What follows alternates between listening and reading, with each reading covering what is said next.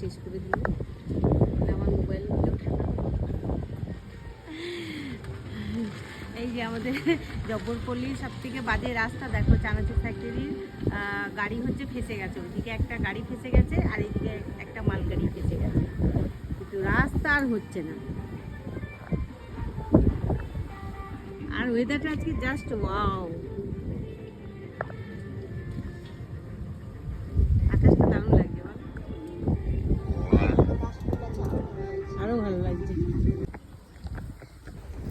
আসসালামু আলাইকুম বন্ধুরা, বাইরে বেরিয়েই দেখছি একটা চানাচুরের গাড়ি ফেসে গেছে। রাস্তাটা তো খুব বাজে, তো যাই হোক আমাদের বাগানে মানে আমার বাগানে তোমাদের অনেক অনেক স্বাগত। দেখো নানা রকমের ফুল ধরেছে, আর এটা হচ্ছে গেট গোলাপ। তো গেট গোলাপটা তো দেখতে দারুণ লাগে, থোকে থোকে ধরে থাকার। এটা যে ঘাসের মতো দুলছে, এটা কিন্তু একটা লেমন গ্রাস। তো যাই হোক বাগান টাগান দেখলাম, এবারে তো ব্রেকফাস্ট বানাতে হবে। তো চলো ব্রেকফাস্ট বানাবো। সকাল সকাল দেখো লাঞ্চটা একটু হালকা করো, তার থেকে ডিনার হালকা করো, কিন্তু ব্রেকফাস্টটা কিন্তু হেভি করতে হবে। তো রাত্রে ছোলা ভিজিয়ে দিয়েছিলাম প্রেশার কুকারে, ছোলাটা সেদ্ধ করে নেব।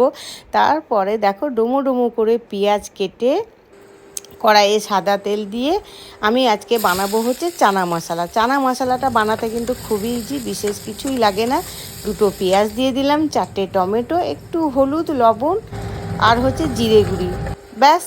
আর একটু লঙ্কার গুঁড়ি, ভালো করে গুটাগুটি করে ছোলাটা সেদ্ধ করা দেখো দিয়ে দিলাম।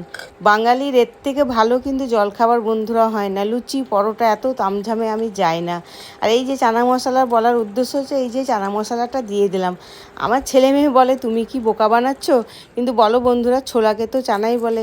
ব্যাস, বাঙালি জলখাবার চানা মশলা দিয়ে মুড়ি শসা খেয়ে নিলাম। আর ভিডিওটা কেমন হয়েছে অবশ্যই জানাবে। ঠিক আছে, ভিডিও বানাতে কতটা কষ্ট হয় বন্ধুরা তোমরা সবাই জানো।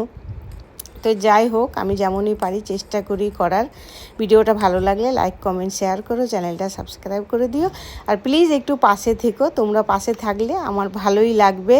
সবার ভিডিও যেমন দেখছো প্লিজ আমারটাও দেখো। তো যাই হোক আনন্দের সহিত জলখাবারটা খেয়ে নেবো। তোমরাও এইভাবে বানিয়েও খেও। সবাই তোমরা